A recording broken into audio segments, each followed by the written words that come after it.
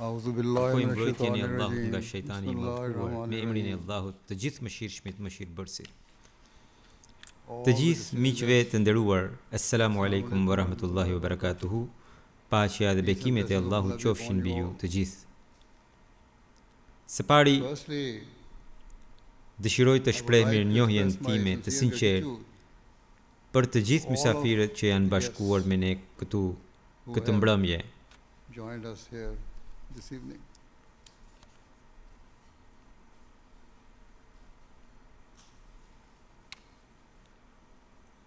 Më herët këtë vit, kur organizatorët propozuan mbajtjen e këtij simpoziumi për paqen, përgjigjja ime fillestare ishte se ne e kemi mbajtur këtë event për më shumë se 2 dekada.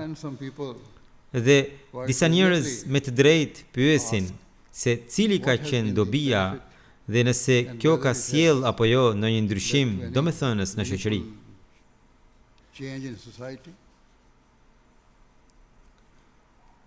Në kohët e fundit, shumë njerëz me ndikim, përfshirë politikan, dietar dhe udhëheqës fetar, kanë dënuar valën në rritje të luftrave dhe të padrejtësive globale dhe u kanë bërë thirrje qeverive dhe qytetarëve njësoj që t'i japin përparësi paqes dhe sigurisë. Kur njerëz të tillë, të cilët në sytë e botës kanë famë dhe ndikim, shohin se paralajmërimet e tyre nuk merren parasysh, atëherë kush do ta dëgjojë zërin tim ose zërin e bashkësisë sonë?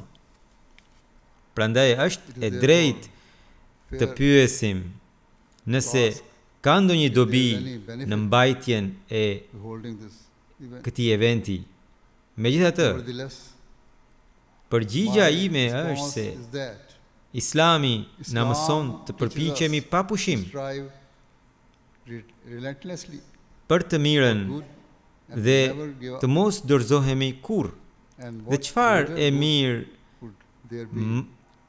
më e madhe mund të ketë se sa përpjekja për ta shpëtuar njerëzimin nga vetëshkatërimi.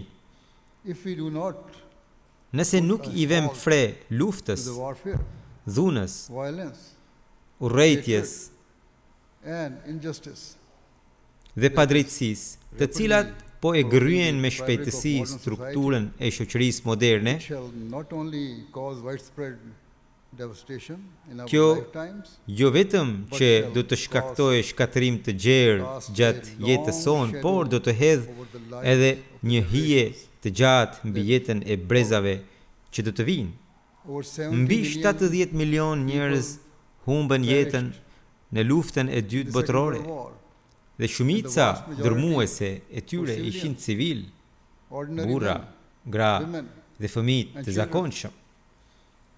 Është një mëshirë e vogël që vdekja dhe shkatërimi mbeten kryesisht të kufizuara në atë epokë, por pati një përjashtim të rënditës, Japonia, mbi të cilën u hodhën 2 bomba atomike në vitin 1945, ndërkohë që qindra mijëra njerëz humbën jetën menjëherë.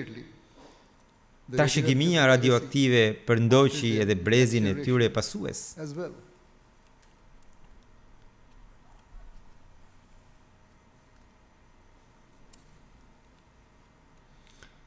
Studime të ndryshme kanë treguar se fëmijët e të mbijetuarve u përballën me rreziqe më të larta të aftësive të kufizuara neurologjike dhe fizike, ndërsa normat e lindjeve të vdekura u rritën te gratë shtatzëna të ekspozuara ndaj rrezatimit.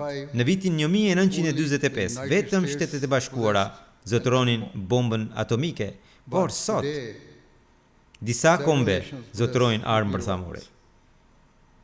Fuqia dhe aftësitë shkatëruese të cilave i zbehin bombat e hedhura mbi Japoninë.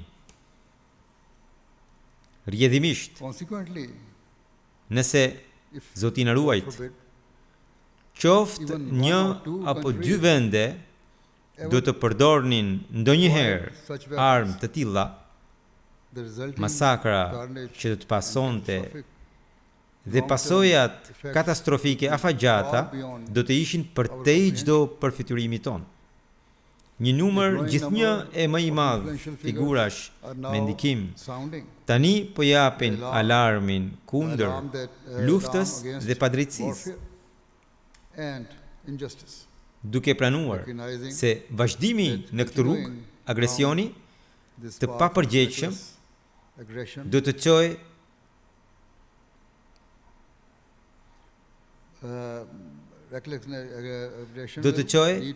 në një katastrofë të pashembullt në historinë njerëzore.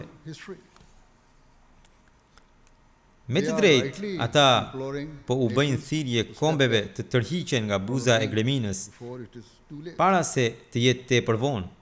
Në vend që t'i lejojnë njerëzit e zakonshëm të ndërtojnë jetë më të mira për familjet e tyre, pse udhëheqësit e botës po e shtyjnë njerëzimin drejt humnerës së një fatkeqësie të paimagjinueshme. Vërtet, si njerëz, duhet të pyesim veten, pse po bëjmë luftë? Jo vetëm kundër njëri tjetrit, por kundër fëmijëve tanë, nipërve e mbesave tona dhe brezave të ardhshëm. Në këtë drejtim, tani do të paraqes një përzgjedhje të deklaratave të fundit nga figura publike rreth luftës moderne dhe dështimit për të mbajtur drejtësinë në botë. Vitin e kaluar, presidenti i atëhershëm i Irlandës, Michael D. Higgins, paralajmëroi duke thënë: kemi hyrë në një epokë në të cilën retorika luftarake e luftës dominon diskursin global, ndërsa diplomacia tradicionale dhe kërkimi i pikave të përbashkëta janë lënë mënjanë. Ai vuri në dukje se në vend të një përpjekjeje të bashkërenduar për të ndërtuar një mendësi lufte, ajo që i nevojitet tani njerëzimit është ndërtimi i një mendësie paqeje. Po kështu, kryeministri i Slovakisë, Robert Fico, foli hapur vitin e kaluar se si daullja e luftës dhe kërcënimet me armë janë bërë diçka normale. Ai tha: të gjithë po flasin për luftë gjithandej. Të gjithë po trokasin armët e tyre. Kur vjen puna te Ukraina, gjithçka është e qartë. Kur vjen puna te Irani, kur vjen puna te Gaza, asgjë nuk është e qartë. Ai vazhdoi: standardet e dyfishta janë krejtësisht të dukshme. Më falni për hapjen time, por do të them se bota është çmendur.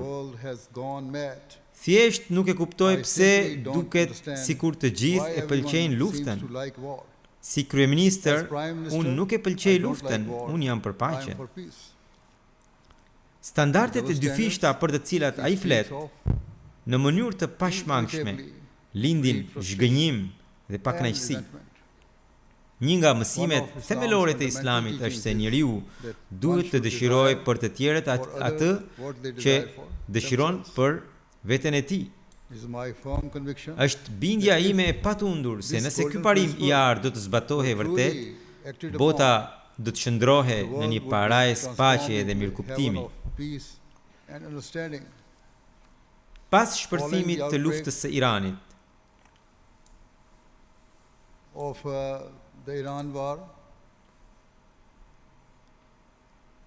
edhe zëvendës kancelari i Gjermanisë, Lars Klingbeil, foli kundër kësaj lufte.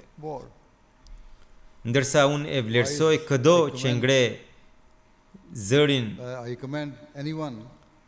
kundër padrejtësisë, ata që mbajnë autoritet dhe ndikim duhet gjithashtu të tregojnë hapat praktik që po ndërmarrin për t'i vënë në jetë fjalët e tyre. Fatkeqësisht, kur vjen puna te politikat konkrete ose te ndërmarrja e veprimeve vendimtare, ata bëjnë pak ose as pak. Fjalët e mëtejshme, sado mbreslënse apo të ulta të jenë, nuk mund të sjellin paqe vetvetim. Gjatë një vizite në Turqi, Papa Leo deklaroi se lufta e tretë botërore po zhvillohet pjesë-pjesë dhe se e ardhmja e njerëzimit është në rrezik. Papa dhe të tjerë tani po pranojnë atë për të cilën unë kam paralajmëruar prej kohësh, se një luftë botërore tashmë ka filluar dhe se pjesë-pjesë bota po ecën në gjumë gjithnjë e më thellë drejt kthetrave të saj. Lidhur me rreziqet e përshkallëzimit, kryeministri i Spanjës, Pedro Sánchez, tha së fundmi, nuk mund t'i përgjigjesh një paligjshmërie me një paligjshmëri tjetër, sepse kështu fillojnë katastrofat e mëdha të njerëzimit. Shumë shpesh luftrat e mëdha shpërthejnë për shkak të një zinxhiri përgjigjesh që dalin jashtë kontrollit, për shkak të llogaritjeve të gabuara, për shkak të dështimeve teknike dhe të ngjarjeve të paparashikuara. Ky është një vëzhgim i urtë dhe i rëndësishëm. Padrejtia e një pale nuk u jep të tjerëve leje të bëjnë të njëjtën gjë. Sot disa superfuqi po veprojnë pa u ndëshkuar, duke shpërfillur haptazi normat ndërkombëtare dhe duke ndjekur mbi gjithçka tjetër interesat e tyre të ngushta. Megjithatë, ato duhet të kujtojnë se veprimet e padrejta ose të paligjshme nuk kryhen kur në zbrasti. Ato nuk duhet të jenë të verbra ndaj realitetit, se edhe vetë do të vuajnë nëse bota zhytet në kaos dhe nëse themelet e paqes shkatërrohen. Padyshim, padrejtësia është një virus malign që përhapet me shpejtësi. Prandaj, nëse sot fuqitë e mëdha shkelin ligjet ndërkombëtare pas një pasojë, atëherë nesër fuqitë më të vogla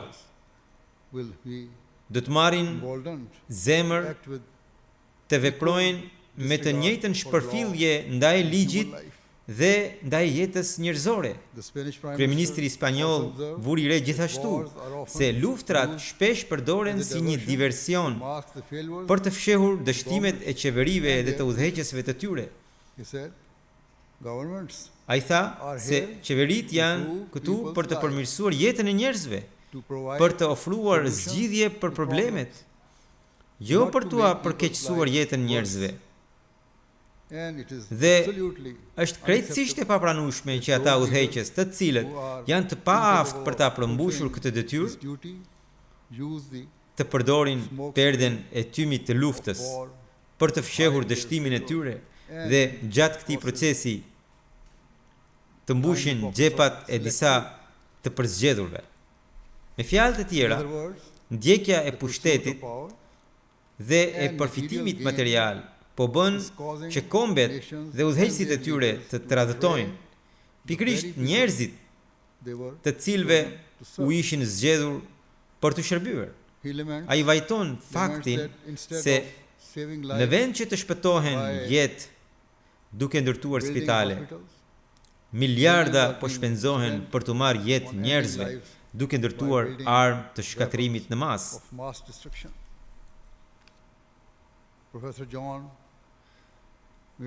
Profesor John Mearsheimer, një politolog i njohur amerikan, tha së fundmi, mendoj se në Perëndim, dhe kjo është veçanërisht e vërtet për Shtetet e Bashkuara, na pëlqen të flasim për fuqinë ushtarake. Sigurisht, edhe izraelitët bëjnë të njëjtën gjë. Dhe ideja është se çdo problem politik që shohim mund të zgjidhet me mjete ushtarake. Mjafton të nxjerrësh shkopin e madh dhe të përdorësh diplomacinë e shkopit të madh dhe kështu do ta zgjidhim problemin. Ai mëtej paralemroi se lufta e Iranit përfaqëson një situatë krejtësisht të ndryshme dhe paralemroi se dështimi për të siguruar një zgjidhje të shpejtë mund të shkaktojë një depresion ekonomik global. Prandaj, e vërteta është se asnjë pjesë e botës nuk është e imunizuar nga efektet helmuese të luftës dhe të padrejtësisë. Historia në tregon se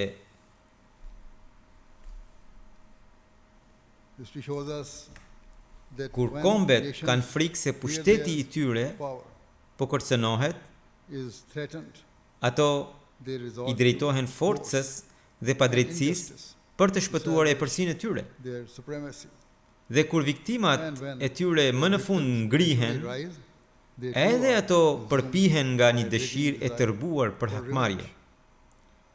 Në këtë mënyrë, rrethi vicioz i luftës, i dhunës dhe i paudhësisë vazhdon të rrotullohet pa pushim, ndërsa shkeljet e të fuqishmëve i nxisin të shtypurit të përvetësojnë pikërisht padrejtësitë që dikur i kishin vuajtur vetë.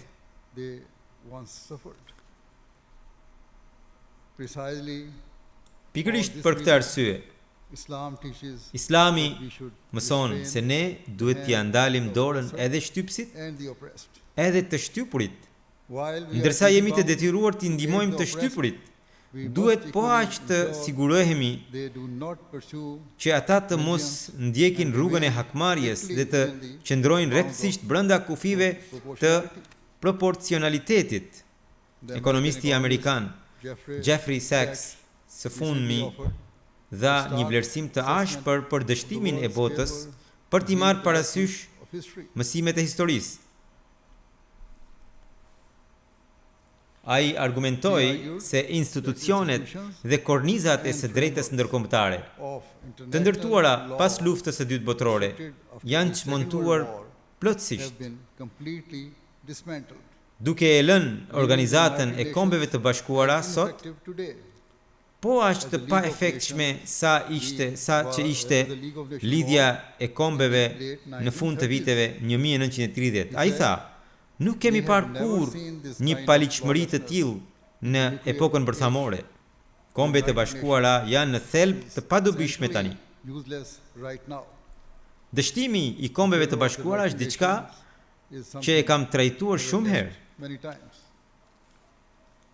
Ajo vazhdon të funksionojë në një sistem ku 5 anëtarët e përhershëm të Këshillit të Sigurimit mbajnë një veto absolute, një privilegj dhe pushtet shumë përtej atij të kombeve të tjera.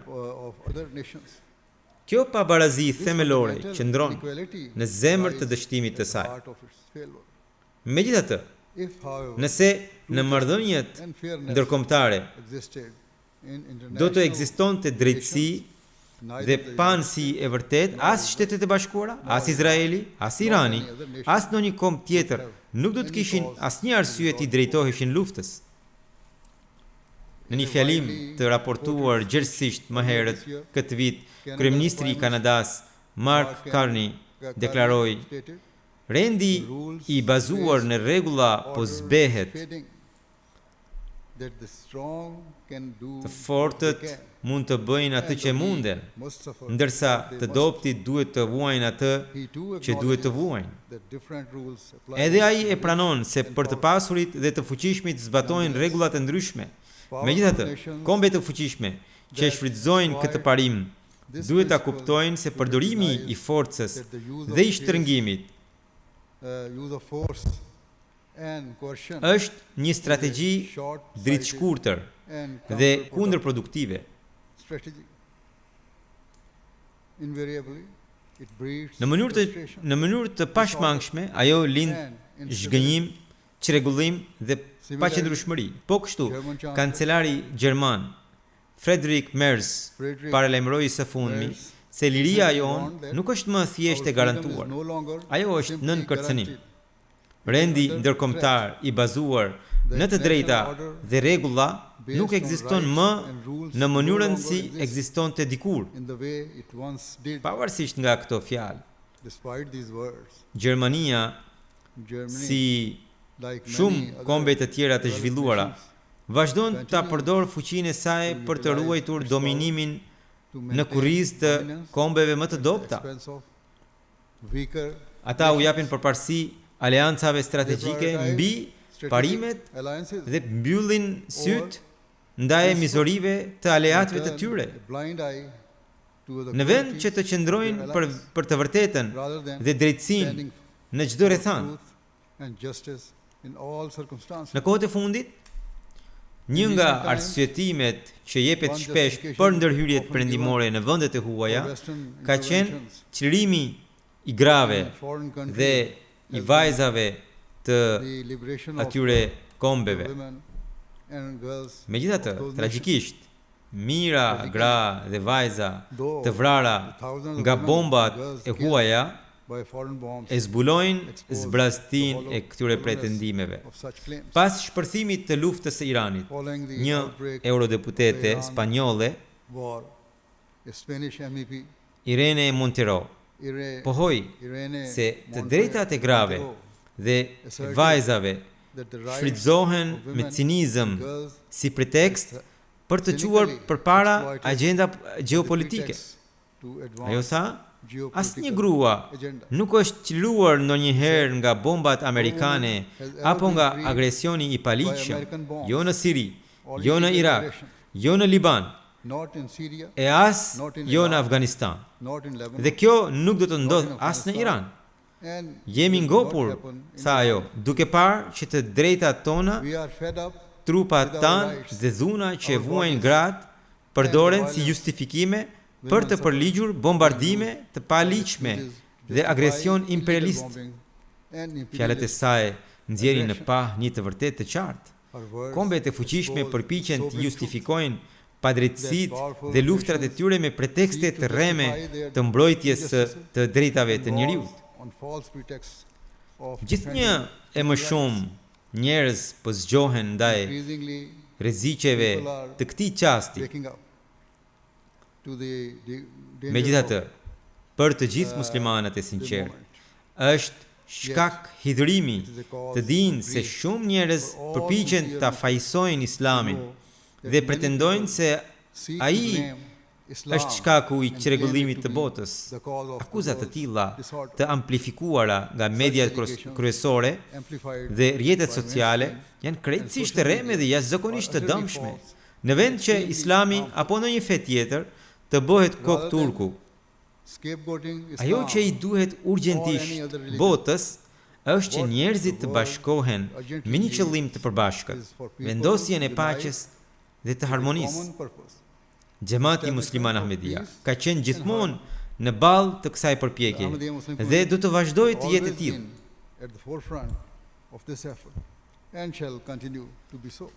Ne mbledhim këtë event me shpresën se kjo mund të nxjisë mirëkuptimin e ndërsjellë dhe së paku të frymëzojë disa njerëz që t'i shërbejnë kauzës së paqes. Me të njëjtin objektiv në mendje, disa vite më parë u shkrova udhëheqësve të ndryshëm botëror, duke u bërë thirrje të linin mënjan mosmarrveshjet e tyre dhe të punonin së bashku për hir të njerëzimit. Për shembull, i shkrova kryeministrit Izraelit, duke u referuar mësimeve të Teuratit, si dhe presidentit iranian dhe udhëheqësve të tjerë musliman, duke u mbështetur te Kurani i Shenjtë, duke i nxitur të gjithë drejt drejtësisë dhe pajtimit. Të njëjtin mesazh për paqe ja përcolla edhe kryeministrit britanik, presidentit të Shteteve të Bashkuara, presidentit të Kinës dhe shumë krerëve të tjerë shtetesh. Qëllimi im i vetëm ishte që ata të reflektonin mbi gjendjen e përkeqësuar të botës dhe ta njihnin rreziqet ekzistenciale me të cilat përballet njerëzimi. Fatkeqësisht, ata nuk ishin të gatshëm të dëgjonin dhe paqëndrueshmëria e çrregullimi gjithnjë në rritje në botë dëshmojnë për këtë dështim. Luftra po zhvillohen, kombet po ndahen, urrëtia po përhapet. Në këtë epokë pakicat po vihen në shënjestër. Toleranca, fisnikëria dhe dëmshuria shumë shpesh shihen si dobësi ose tmeta,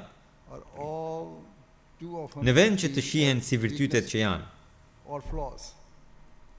Ndërkohë, pretendohet se Islami është fe ekstremiste dhe shkaku kryesor i vujtjeve të botës. Kjo është një padrejtësi e rëndë. Asnjë nga deklaratat që paraqita më herët nuk i bëri ndonjë referencë Islamit. Përkundrazi, ato vunë në dukje dështimet gjeopolitike të qeverive dhe shembjen e institucioneve të krijuara për të mbrojtur paqen dhe sigurinë. Çrregullimi global nxitet nga dëshira e të pasurve dhe të fuqishmëve për të përmbushur interesat e tyre të ngushta dhe për të ruajtur dominimin e tyre mbi të tjerët. Larg të qenit burim konflikti, mësimet e Islamit ofrojnë një rrugë të përjetshme drejt paqes. Për ta ilustruar këtë, do të mbështetem në disa ajete të Kuranit të Shenjtë. Në surën e 4, ajeti 136, thuhet: O ju që besuat, bëhuni të qëndrueshëm në vendosjen e drejtësisë duke qenë dëshmitar për hir të Allahut, edhe sikur ju duhet të dëshmoni kundër vetes suaj, kundër prindërve apo të afërmëve. Këtu Zoti u bën thirrje muslimanëve të mbajnë drejtësi dhe panësi absolute. Kjo kërkon që njeriu të jetë i gatshëm të dëshmojë kundër vetes, prindërve, të dashurve ose bashkësisë së tij për hir të së vërtetës dhe drejtësisë. Ajeti vazhdon: Qoft i pasur, qoft i varfër, Allahu është kujdestari më i mirë për të dy. Mos ndiqni dëshirat e t'i shmangeni drejtësisë. Andaj, pra ajeti vazhdon: Mos ndiqni dëshirat e t'i shmangeni drejtësisë.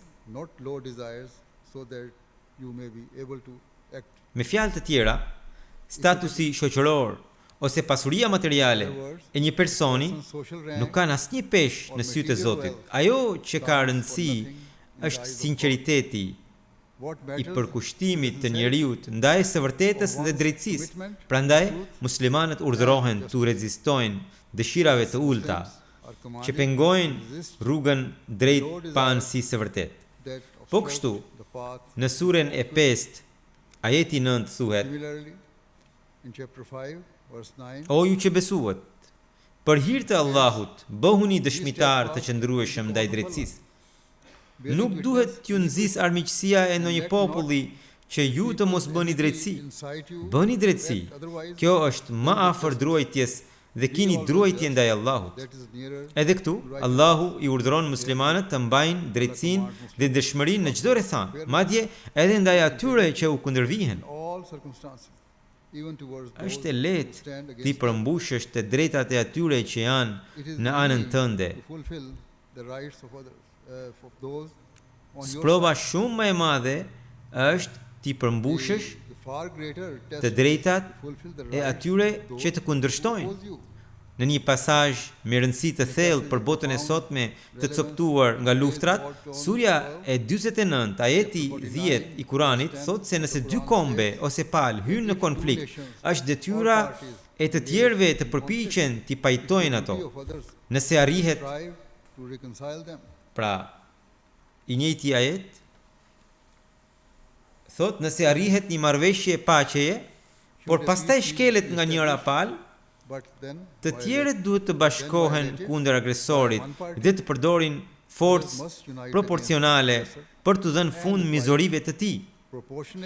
Megjithatë, sapo agresori të kthehet te paqja, thot ajeti, ai nuk duhet t'i nënshtrohet hakmarrjes.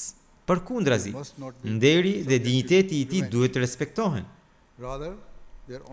Kjo është mënyra për të siguruar paqe të qëndrueshme në çdo situatë, qoftë kur kemi të bëjmë me të fuqishmit apo me të dobëtit, me të drejtët apo me shkelësit. Islami na mëson të veprojmë me pa anësi. Për më tepër, arritja e paqes kërkon gjithashtu një frymë sakrifice. Nuk mund të ndodhë që një komb të pres lëshime nga të tjerët, ndërsa vetë refuzon të bëjë ndonjë lëshim. Edhe pse flas nga një këndvështrim islam, unë besoj fort se drejtësia është një parim universal, që shërben si garantues i paqes në çdo nivel të shoqërisë dhe mes njerëzve të gjitha feve e besimeve. Dallimet fetare nuk duhet të bëjnë kur njeriu të refuzojë urtësinë që vjen nga ndjekësit e një feje apo tradite tjetër. Islami mëson se çdo fjalë e urtë është pronë e humbur e besimtarit që duhet përvetësuar kudo që gjendet. Qoftë kur vjen nga një krishter, një hebre, një ateist apo kushdo tjetër. Një frymë e tillë, mendje hapur, jo vetëm që e përmirëson karakterin moral të njeriut, por edhe e thellon përkushtimin e tij ndaj drejtësisë, tolerancës dhe paqes. Pavarësisht nga realitetet shqetësuese globale që kam përshkruar, unë besoj fort se ndërsa disa individ dhe kombe lakmojnë pushtetin, pasurinë dhe burimet e të tjerëve, zemra e përbashkët e njerëzimit thjesht dëshiron të jetojë në paqe. Prandaj, çdo person ka një rol për të luajtur dhe urgjenca e këtij roli rëndon më shumë nga dita në ditë. Siç tha Papa, një luftë e tretë botërore ka filluar pjesë-pjesë dhe ne duhet të përpiqemi ta ndalim përhapjen e saj para se ajo të përpijë të gjithë botën. Përndryshe, kam frikë se përmasat e saj dhe humbjet e jetëve që do të pasojnë, do t'i eklipsojnë shumë herë tmerret e dy luftrave botërore të mëparshme, duke arritur një nivel të pashembullt në historinë e njerëzimit. Një katastrofë e tillë nuk do të jetë vetëm e jona. Hija e saj e gjatë dhe e frikshme do të errësoj horizontin e brezave të ardhshëm. Prandaj, ne nuk duhet të mendojmë vetëm për veten tonë. Përkundrazi, të gjithë kemi detyrë të mendojmë për botën që po lëm pas, për fëmijët tanë dhe për ata që do të vinë pas nesh. Le të veprojmë tani që ata që do të vinë pas nesh të trashëgojnë një botë paqe dhe begatije, në vend që të mbajnë barrën e dështimeve tona. Le të veprojmë tani që t'i kursejmë vetes shikimet qortuese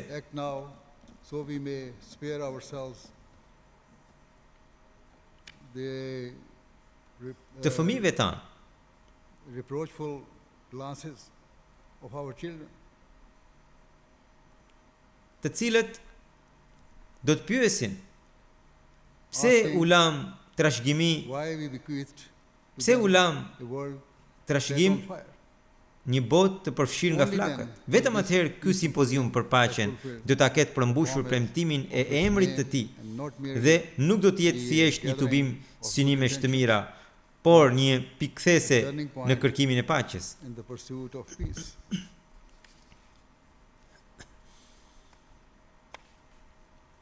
Në të vërtetë, është shpresa dhe lutja ime e thellë Indeed, it is my profound hope që ky event të shërbesë një katalizator i vërtet për paqen event, so dhe that drejtësinë, true duke sjellë një ndryshim të qëndrueshëm në botë. and justice, bringing forth a Allahu i lasting plotfuqishëm change. ja mundsoft njerëzimit të May kuptojë Allah the Almighty peshën e këtij qasti mankind dhe të gjithë njerëzit, understand the gravity pavarësisht of nga this feja dhe bindjet e tyre, moment, and may all u bashkofshin në qëllimin e përbashkët faith për vendosjen e paqes në join botë. together in the common purpose of establishing peace in the world. Ret e errta të luftës që rinë pezull May the dark kërcënueshëm clouds për of rreth conflict nesh that hover u shpërndafshin menacingly dhe u alëshofshin vendin all around us qijeve të kaltër të paqes, dissipate dashurisë dhe dëmshurisë. bright blue skies of Me peace, këto fjalë, love, edhe një herë compassion. ju shpreh mirënjohjen With time these më të words, thellë once again, të gjithëve për I pjesëmarrjen express tuaj në këtë mbrëmje. deepest gratitude to you Faleminderit all shumë. for joining us this evening. Thank you very much.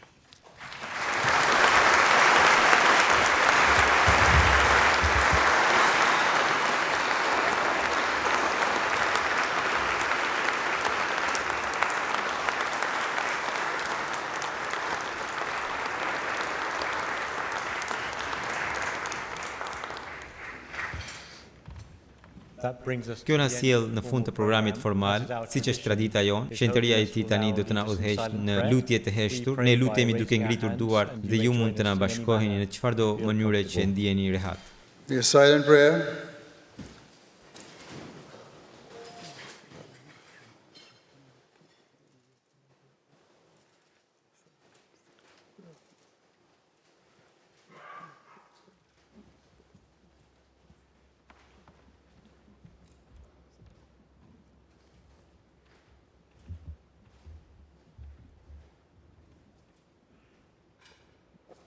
Amen.